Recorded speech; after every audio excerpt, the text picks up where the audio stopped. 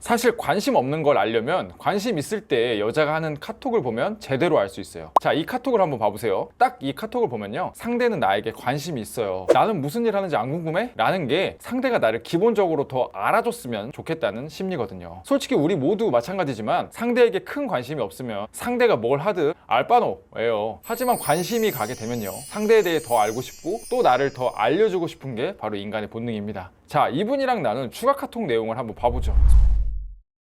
속궁합이라는 민감한 주제로 이야기를 했어요. 그리고 서로 가치관이 다르다는 걸 알았죠. 그런데 그걸 솔직하게 이야기를 하면서 남자에게 맞춰줍니다. 이게 정말 이 사람의 가치관이 맞나? 생각이 들죠. 자, 우리가 이걸 해석해보면요, 상대에게 호감이 있으면요, 정말 어이없을 정도로 상황의 옳고 그름은 생각보다 중요하지 않아요. 감정이 생기면 가치관과 이성적인 생각들이 정말 무의미할 정도로 허물어져 버립니다. 그런 게 바로 감정이고 호감이거든요. 그리고 사람은요, 정말 무척이나 감정적인 동물입니다. 자, 그럼 반대의 상황은 어떨까요? 정말 명확하게 여자가 선을 지켜요. 감정이 없으면 여자의 가치관이고 뭐 이성적인 부분이요, 정말 철저해집니다. 자, 다음에 카톡을 한번 봐보죠. 자, 남자가 플러팅을 던져요. 남자 조심해. 자, 여자가 크크크크 남자 조심하고 뭔댕 이러고 이야기를 하고 바로 딴 주제로 돌리죠. 오빠는 오늘 일하고 쉬려나? 남자는요, 서로의 관계를 조금 더 진전시키려고 했으나 여자가 바로 다른 주제를 던지면서 회피를 해요. 자, 여자랑 카톡을 하고 있고 여자가 질문도 하고 있는 상태잖아요. 뭐 호감 아니야? 아니 최소한 나쁜 상태는 아니잖아 라고 생각하겠지만요, 전혀 아닙니다. 여자가 이성으로서의 접근을 막는 듯한 느낌을 준다면요, 그건 호감 신호가 아니고 그냥 관심 없음 신호예요.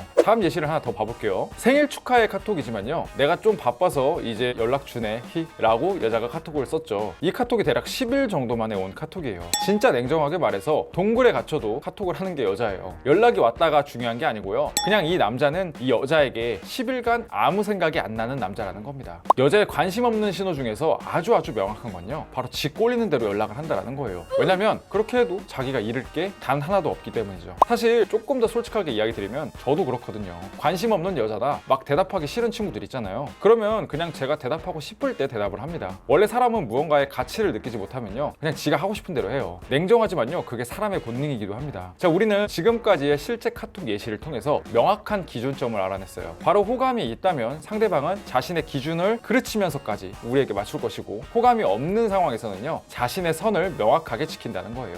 자, 그럼 이 여자는 나한테 적극적이지 않아, 그냥 포기해야겠다, 이렇게 생각하기에는 오늘 영상이 정말 알갱이가 하나도 없잖아요. 사실 핵심은 지금부터예요.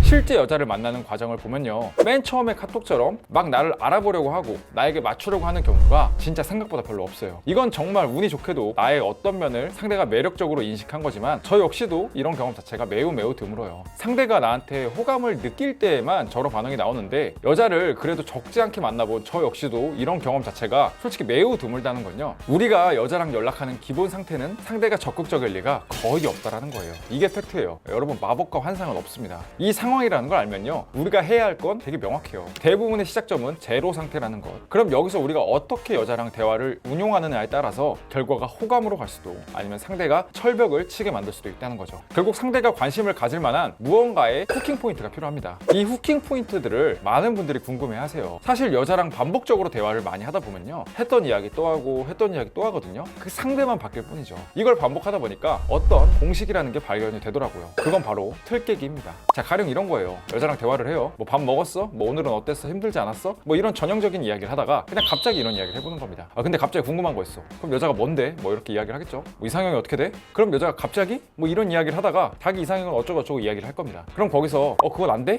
유머러스하게 이야기를 하거나 상대방이 오히려 오빠는 뭐 이상형 있어? 네, 이런 식으로 물어볼 거예요. 그러면서 자연스럽게 일상적인 대화에서 이성적인 대화로 넘어가게 됩니다. 또는 그냥 대화를 하다가 그냥 고마워 라고 해보세요. 그럼 뭐가? 라고 하겠죠. 그러면 그냥 아침부터 지금까지 짧게지만 너랑 연락하니까 되게 하루가 빨리 갔어, 네, 이런 느낌으로 너무 부담스럽지 않게 말이죠. 그럼 상대는 그에 대한 대답을 하겠죠. 사실 여자 답변은요, 크게 중요하지 않아요. 중요한 건요, 우리가 틀깨기를 통해서 지루한 느낌을 단번에 남녀의 영역으로 진입했다는 거죠. 여기에서 많은 분들이요, 타이밍을 찾아요. 이런 말이 나오면 그때 던져야지. 그런데 냉정하게요, 그런 타이밍은요 없어요. 특히 여자랑 대화할 때 이런 타이밍은요 100% 그냥 자기가 만드는 겁니다. 그러려면 틀을 깰 수 있는 용기가 필요해요. 여자랑 안전한 대화, 안전한 만남만 생각하다간요, 특별하지 않은 그냥 그 사람과 연락하는 남자는 남자 1, 남자 2, 남자 3이 될 확률이 높습니다. 정말로 많은 분들이 놓치고 있는 부분이에요. 틀을 깰 수 있어야 그 판을 내가 원하는 대로 만들어갈 수 있습니다. 자, 이 부분 꼭 기억해 주시고요. 이제 영상에서도 보시겠지만요. 앞으로는 단순히 여자뿐만 아니라 제가 여러분에게 이야기할 수 있는 부분들, 뭐 돈이라든지 아니면 남자로서의 삶의 방향성에 관한 부분도 종종 이야기를 드릴 거예요. 저희 채널이 남자 최적화잖아요. 그래서 조금 더 많은 시도를 한 사람으로서 여러분에게 실제적으로 도움이 되는 이야기를 앞으로도 자주